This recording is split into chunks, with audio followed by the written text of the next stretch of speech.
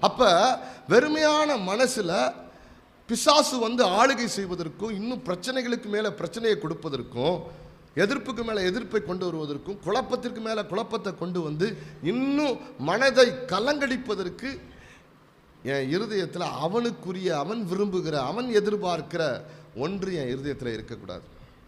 என் இருதயம் எப்பொழுதுமே ஆண்டவரால் நிரப்பப்பட்ட இருதயமாக இருக்கும். என் இருதயம் எப்போதுமே வெறுமையான இருதயமாக இருக்காது. என் இருதயத்தில் வசனம் நிரம்பி இருக்கும். என் இருதயம் எப்பொழுதுமே பரலோகத்தின் தேவனுடைய நோக்கத்தால் நிரம்பியிருக்கும்.